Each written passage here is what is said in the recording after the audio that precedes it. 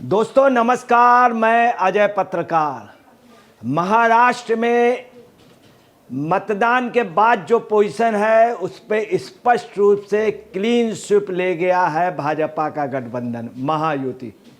उसकी मेन वजह रही कि मोदी की गारंटी, योगी का खास तौर से बटोगे तो कटोगे नारा, योगी के प्रति जबरदस्त समर्थन।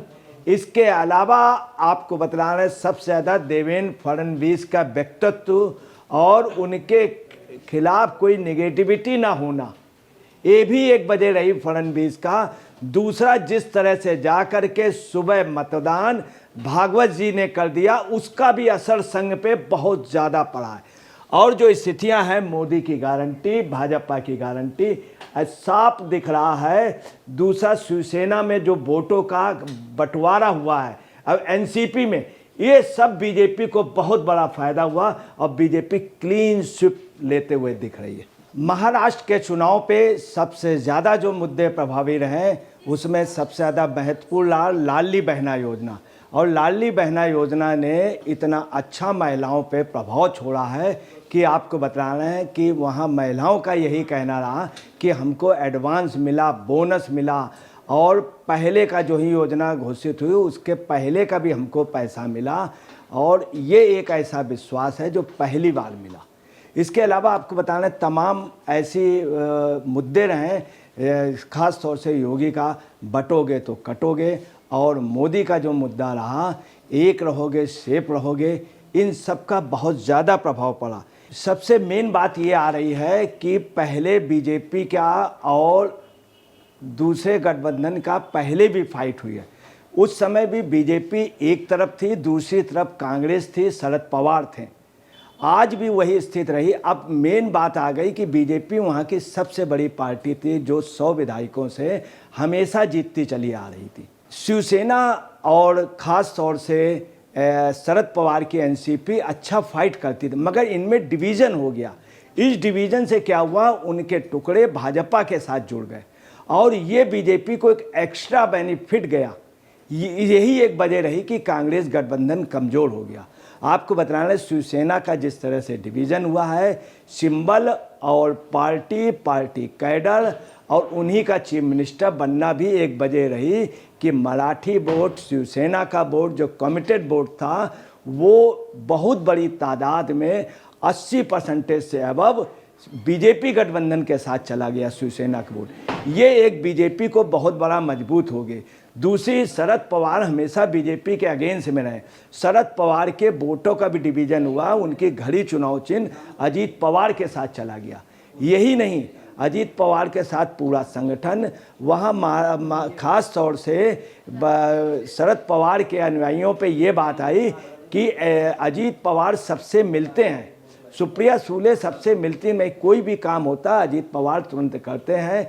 ऑलरेडी शरद पवार ने अजीत पवार को हर जगह आगे किया था। अब शरद पवार का असमर्थ होने की वजह से, बीमार रहने की वजह से ज़्यादा बेहतर होगा कि हम अजीत पवार को ही वोट दें। यही पोजीशन खास तौर से उद्धव ठाकरे के साथ हुई है कि उद्धव ठाकरे का बीमार रहना, किसी से ना मिलना, कमज़ोर हो जाना, सिंबल चला जाना, ये सब बीजेपी को बहुत बड़ा बेनिफिट मिला है। आपको दूसरी एक सबसे मेन बात बतलाना है जो आ रही है, वो ये है भाजपा के साथ राष्ट्रीय स्तर के नेता हैं जिनका प्रभाव बहुत पड़ा है, मोदी का, योगी का, तमाम लोगों का। अब उसके अलावा सावरकर इनको मुद्दा मिल गया। सावरकर से कि अभी तक इन्होंने माफ़ी नहीं मांगी कांग्रेस ने, इससे भी सावरकर के समर्थक वोट भाजपा खेमे में चले गए। तीसरा, बाला साहब ठाकरे का जो वोट था वो भी भाजपा खेमे में चले गए। कोई राष्ट्रीय लीडर ना होने की वजह से भी एमबीए का नुकसान हो रहा। अब आपको बता दें शरद पवार हैं ज़रूर, मगर वो महाराष्ट्र के ही लीडर हैं। तीसरी, खड़गे जी को लेके महाराष्ट्र में सबसे ज़्यादा आक्रोश है। उसकी वजह है कर्नाटक और महाराष्ट्र की सीमा मिलती, मराठी बहुत ज़्यादा तादाद में ख़ास तौर से कर्नाटक के 4 जिलों में रहते हैं। उनकी वहाँ पे उपेक्षा होती है, उनको इंडस्ट्री लगाने पे, उनके व्यापार में सब जगह उनके साथ वहाँ पे दुर्व्यवहार होता है। और खड़गे जी के समय में ज़्यादा हुआ खड़गे जी ने कभी भी मराठियों का फेवर ना करके कर्नाटक का किया, इसीलिए कर्नाटक की जनता के गले नहीं उतरना है खड़गे जी। तीसरी, राहुल गांधी का प्रभाव वहाँ पे उतना ज़्यादा नहीं है। पूरे महाराष्ट्रियन लोग ये कह रहे हैं हमेशा मराठों को यूज एंड थ्रो के रूप में कांग्रेस ने हमेशा उपयोग किया और मराठों से फ़ायदा उठाया। ये पूरे महाराष्ट्र के अंदर फीलिंग है कि कांग्रेस ने कभी भी किसी मराठी को पनपने नहीं दिया, यूज एंड थ्रो। यही नहीं, उनका ये भी कहना है कि जितने महाराष्ट्रियन हैं उनके वोट पे जीत करके आए। कांग्रेस ने 48 सीटें दी, उसके बावजूद भी उनको प्रतिनिधित्व नहीं मिला। ये भी बात। दूसरा, उद्धव ठाकरे का एकदम से प्रभाव कम हो जाना। कभी भी बाल ठाकरे कहीं गए नहीं, ये सब जगह दर दर मांग रहे हैं और वोटों की भीख मांग रहे हैं। जिस तरह से औरंगाबाद में इन्होंने संन्यास वाली बात कर दी, उससे वहाँ जनता ने कह लिया कि इनको संन्यास ही दिला दो, इनको संन्यास। इन्होंने खुद कह दिया कि घर बैठने की बात है, तो बोले घर बैठे संन्यास लें। तीसरा ये है कि बाल ठाकरे के अनुयायियों में नहीं, जिस तरह वक्फ के लिए और मुस्लिम वोटों का जो फरमान जारी हुआ, फतवा, ये भी उद्धव ठाकरे के अगेंस्ट में जा रहा। इस वजह से मजबूरी बस लोग शिंदे की ओर और देवेंद्र फडणवीस की ओर मुड़ गए। अब आज आपको बता रहे हैं जिस तरह से वोटिंग बढ़ी है सुबह के, वह यह है कि सुबह उत्तरांचल से, उत्तराखंड से आ करके स्पेशली रूप से मोहन भागवत जी ने मतदान किया और उनका इंटरव्यू भी टीवी चैनलों पर आया। उन्होंने कहा मतदान सबसे पहले ज़रूरी था, हम वहाँ से आए। उन्होंने अपील की कि मतदान ज़रूरी है, सभी को मतदान करना चाहिए भारतीय नागरिकों को। इसका असर महाराष्ट्र में इतना ज़्यादा पड़ा है, झारखंड में जो संघ समर्थित लोग थे और जो भागवत जी को मानते थे, हिंदू विचारधारा, वो सब आप सुन लीजिए एकदम से तेज़ी आ गई मतदान की ओर। पहले ये सुनने को मिलता था अधिकतर संघ या बीजेपी के लोग जो अभिजात वर्ग के हैं वो मतदान करने पे ढीले थे, उतने फास्ट हैं, मगर जिस तरह से भागवत ने मतदान किया तो एकदम से उधर लोग उमड़ पड़े। अक्षय कुमार ने भी भारतीय नागरिक बनने के बाद पहली बार मतदान किया। इन सब का असर हुआ तो भाजपा के मतदान के लिए भाजपा का जो मतदाता था संघ का, वो सुबह ही निकल पड़ा, उसने सुबह ही मतदान कर दिया। ये भाजपा के लिए रिजल्ट में वोट हो गए। इसके अलावा आपको बता रहे सावरकर का पूरा जो ग्रुप था सावरकर को मानने वाला, वो बीजेपी की ओर चला गया। इधर आपको बता रहे हैं जिस तरह योगी की मीटिंगें हुई, जिस तरह से तालियां बजी हैं, बटोगे तो कटोगे, इस नारे का बहुत बड़ा फर्क पड़ा। कांग्रेस के साथ वोट ट्रांसफ़र आपस में नहीं हो रहा है एमबीए का, बीजेपी में वोट ट्रांसफ़र हो रहा। सबसे बड़ी बात है जो बीजेपी की जीत की संभावनाएं ज़्यादा बढ़ गई, उसकी वजह वोट ट्रांसफ़र होना। शिवसेना का वोट जो है काफ़ी तादाद में शिंदे को मिलना, बीजेपी को मिलना, और आपको बता रहे हैं वहीं पे शरद पवार का अजीत पवार को मिलना। इनके यहाँ नेता तय है महायुति में। दूसरी, देवेंद्र फडणवीस की अच्छी छवि भी भाजपा के फेवर में आ गई। अब भाजपा के पक्ष में मतदान का एक माहौल बन गया। इनके यहाँ नेता तय राष्ट्रीय लेवल, एक दिन के मतदान से हर एक की मशीनरीज बोल गई, हर पार्टी की। वहीं बीजेपी वगैरह के लिए इतना बीजेपी का बड़ा नेटवर्क था कि वो एक दिन के मतदान से उनको फ़ायदा हो रहा और दलों को नुकसान हो रहा। सबसे बड़ी बात आ रही है कि जो मुस्लिम वोट है वो शिवसेना की ओर ट्रांसफ़र नहीं हो रहा, यूबीटी की ओर। ये एक बड़ी बात। दूसरी, शरद पवार का वोट शिवसेना का यूबीटी में नहीं ट्रांसफ़र, कांग्रेस का वोट कतई भी उद्धव के साथ ट्रांसफ़र नहीं हो रहा और उद्धव का वोट कांग्रेस में ना ट्रांसफ़र हो करके वो बीजेपी खेमे में चला जा रहा है। ये एक जो चेंज आया, इससे भी आपको बता रहे हैं कि एनडीए गठबंधन का बहुत अधिक नुकसान हुआ और केंद्रीय रूप से उनका कोई नेतृत्व नहीं था। अब देखिए जो वेस्टर्न महाराष्ट्र है वहाँ पे टोटल सीटें 70 हैं। 70 में बीजेपी खेमे को जो मिल रही हैं वो 30 सीटें मिल रही हैं, 30 सीटें बीजेपी को मिल रही। वहीं शिवसेना जो है शिंदे की, उसको जो है वो 13 सीटें मिल रही हैं, 13 सीटें। वहीं एनसीपी जो है अजीत पवार की, जिसमें चुनाव चिन्ह घड़ी है, वो सीटें 8 सीटें मिल रही हैं अजीत पवार गुट को। अब वही कांग्रेस को जो है वो 11 सीटें मिल रही हैं वेस्टर्न महाराष्ट्र में, 11 सीटें। और शिवसेना जो यूबीटी को है, जिसमें उद्धव ठाकरे हैं, इनको 5 सीटें मिल रही हैं। और एनसीपी को जो है इस समय 4 सीटें मिल रही हैं। अब आप देखिए क्या स्थिति है कि जो एनसीपी बहुत अच्छा लड़ती थी, उस एनसीपी का कितना लॉस हो रहा। शरद पवार को 4 सीटें मिल रही हैं और वहीं एनसीपी अजीत पवार को 8 सीटें मिल रही। तो ये फायदा बीजेपी को हो रहा है। जो सीटें कंबाइंड होके 12 जाती हैं, अगर एक साल लड़ते तो सीटें 16 जाती हैं। अब 16 में से क्या हुआ है, इनके जो पार्टी, इनको सबसे ज़्यादा वोट और इनकी पार्टी को जो बहुमत कम होता था, वो शरद पवार भी एक रीजन थे। शरद पवार का 16 में से 8 सीटें का बीजेपी को मिल जाना और 4 उनके रह जाना, तो भाजपा क्लीन स्वीप ले गई। वहीं पे शिवसेना का क्या हुआ कि शिवसेना की सीटें जो थी, जितनी पहले थी उतनी सीटें इस समय मिल रही हैं शिंदे को, और ये बिल्कुल कमज़ोर होना है, चूँकि इनको यूबीटी को, उद्धव को सपोर्ट नहीं मिल पा रहा। कांग्रेस जो है उन तीनों गठबंधनों, उसमें एमबीए में कांग्रेस की स्थिति इन दोनों से ठीक है। ये भी एक बात नहीं उभर के आ रही। अब इनको अगर आप टोटल देख लीजिए तो बीजेपी 70 में से टोटल सीट जीत रही है 50 सीटें। बीजेपी 50 सीटें जीत रही। वहीं पे एमबीए गठबंधन जो है वो जो टोटल जीत रहा है वो सीटें कम जीत रहा, वो 20 सीटें जीत रहा। तो आप समझ सकते हैं कि 2.5 गुने का असर हुआ इनके डिवीज़न से। शिवसेना, उनके डिवीज़न से बेनिफिट किसको मिला? भाजपा को। उनको 20 मिल रही है और इनको जो है 50 मिल रही है। तो कितना बड़ा हो गया? दुगना, 20 दूनी 40, 50, मतलब 2.5 गुना ज़्यादा बीजेपी गठबंधन को फ़ायदा होगा। अब देखिए विदर्भ में क्या है, 62 सीटें। 62 सीटों में से विदर्भ की बीजेपी को 28 सीट मिल रही है। बीजेपी को 28 सीट मिल रही। और शिवसेना जो है, शिवसेना को जो है वो शिंदे वाली शिवसेना को 8 सीटें मिल रही हैं। और एनसीपी जो अजीत पवार की है उनको 4 सीटें मिल रही हैं। वहीं कांग्रेस को जो है वो 10 सीटें मिल रही हैं। कांग्रेस को 10 सीटें मिल रही हैं। और शिवसेना यूबीटी को जो है वो 7 सीटें मिल रही हैं, 7। अब देखिए एनसीपी जो शरद पवार को है उनको 5 सीटें मिल रही हैं, 5 सीटें मिल रही हैं। तो आप खुद देख सकते हैं क्या पोजीशन है। बीजेपी को 28 सीटें और 8 सीटें मिल रही हैं शिवसेना को और 4 सीटें मिल रही हैं एनसीपी को। तो कुल मिला के बीजेपी बढ़त में है। और बढ़त में बीजेपी को जाकर के जो सीटें मिल रही हैं वो 40 सीटें मिल रही हैं। टोटल 40 सीटें।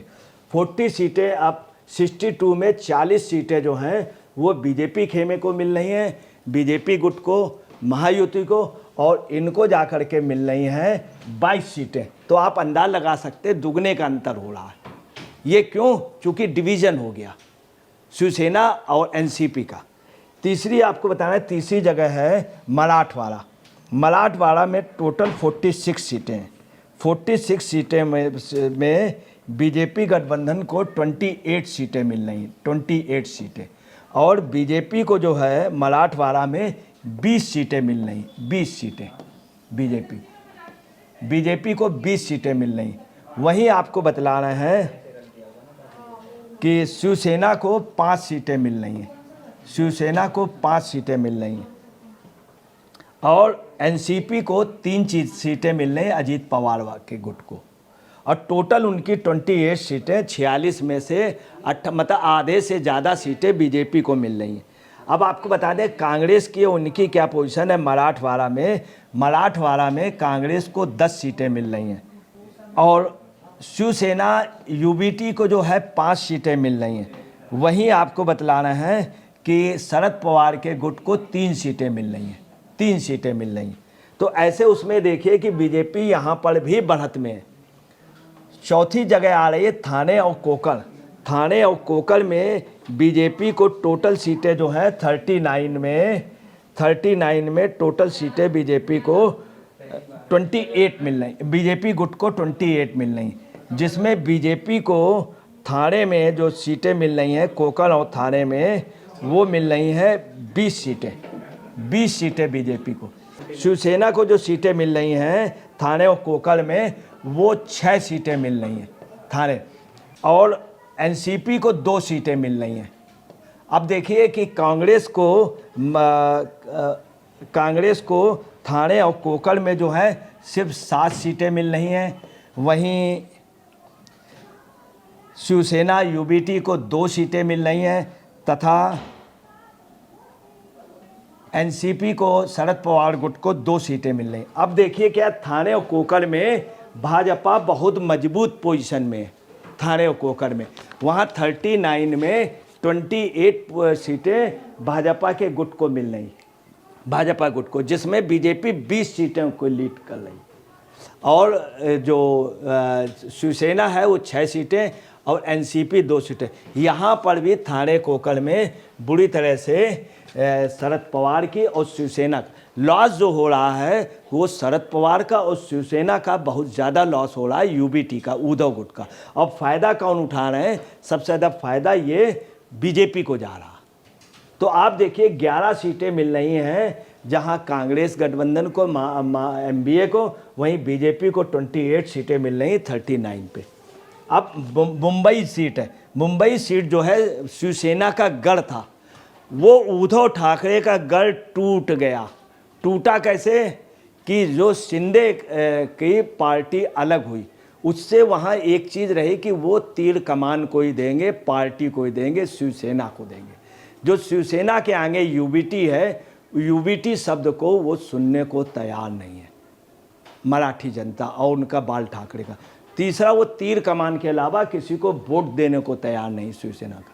यही एनसीपी का रहा उनका कहना कि मुझे घड़ी चुनाव। इसका फ़ायदा अजीत को मिला और शिंदे को, भाजपा गुट को मिला।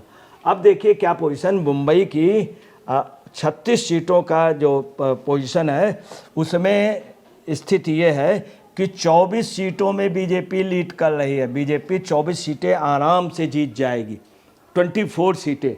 बाकी जो हैं 12 सीटों, उसमें कांग्रेस गठबंधन को मिलेगा। मतलब दुगनी पोजीशन पे कांग्रेस गठबंधन से बीजेपी। बम्बई से शिवसेना का डाउन होना आप समझ लीजिए कि भाजपा के लिए महावरदान हो गया। अब देखिए कि बीजेपी को बम्बई में 19 सीटें मिल रही हैं और शिवसेना को जो है वो शिंदे वाले गुट को वहाँ पे 3 सीटें मिल रही। वहीं अजीत पवार को 2 सीटें मिल रही। मगर कांग्रेस की जो पोजीशन है वहाँ पर वो 2 सीटों की है। 2 सीटें कांग्रेस को बम्बई में कम मिल रही। वहीं शिवसेना को, यूबीटी को 9 सीटें मिल रही शिवसेना को बॉम्बे में, और शरद पवार के गुट को 1 सीटें। सबसे ज़्यादा शिवसेना को जो सीटें मिल रही हैं यूबीटी को सिर्फ बम्बई में मिल रही। मगर बम्बई की 36 सीटों में 9 सीटें मिलना शिवसेना के लिए बहुत चिंता का विषय है। बॉम्बे उनका गढ़ था, गढ़ से ये उखड़ गए। मगर अभी भी अस्तित्व यूबीटी का अगर कहीं कायम है तो सिर्फ बॉम्बे में। मगर जिस तरह से बीजेपी के गठबंधन को 24 सीटें मिलना, ये भी खास तौर से शरद पवार, कांग्रेस को सब जगह अच्छी सीटें मिली हैं, परंतु बॉम्बे में उखड़ जाना, शिवसेना का उखड़ जाना, तो ये पोजीशन हो गई एमबीए की कि खुद तो डूबे, साथ में अपने खेमे को लेकर डूबे, अपनी नाव को। ये पोजीशन हुई। अब आपको वहीं बतला दें कि नॉर्थ महाराष्ट्र में वहाँ पर बीजेपी गठबंधन कमज़ोर था, मगर बीजेपी गठबंधन ने मजबूती कर ली। उसकी वजह है कि वहाँ उत्तराखंड के, यूपी के लोग काफ़ी तादाद में थे, गुजरात के थे। मोदी के जाने से, अमित शाह के जाने से, योगी जी के जाने से, धामी के जाने से काफ़ी कुछ असर पड़ा है, बहुत बड़ा असर पड़ा। उसका रिजल्ट ये रहा कि 35 सीटों में जो नॉर्थ महाराष्ट्र है, वहाँ की 35 सीटों में 19 सीटों में भाजपा गठबंधन मजबूत हो गया। पहले अनुमान लगाया जा रहा था भाजपा गठबंधन वहाँ 10 सीटें जीत पाएगा, कमज़ोर है। मगर भाजपा गठबंधन ने यहाँ पे काफ़ी मजबूत एंट्री कर ली है कि 19 में नॉर्थ उसमें 19 सीटों पे बीजेपी है और टोटल 24 में बीजेपी गठबंधन है, टोटल 24। ऐसी स्थितियों में साफ लग रहा है कि बीजेपी गठबंधन यहाँ पर भी काफ़ी मजबूत हो गया है। जिस तरह से 19 सीटें बीजेपी के जीतने की संभावना है, वहीं शिवसेना जो है भाजपा गठबंधन में उसको जो है वो 5 सीटें मिल रही हैं और एनसीपी को 2 सीटें मिल रही हैं। एनसीपी को 2 सीटें और ख़ास तौर से यहाँ पर और पार्टियों की भी स्थिति अच्छी नहीं है। अब देखिए कि नॉर्थ में 24 सीटें मिलना बहुत मायने रखता है, वहीं कांग्रेस को नॉर्थ उसमें 7 सीटें मिल रही हैं। कांग्रेस को 7 सीटें मिल रही हैं। जिस शिवसेना को उम्मीद बहुत थी उस शिवसेना की 3 सीटें हो गई और महाराष्ट्र में 1 सीट मिल रही है शरद पवार को।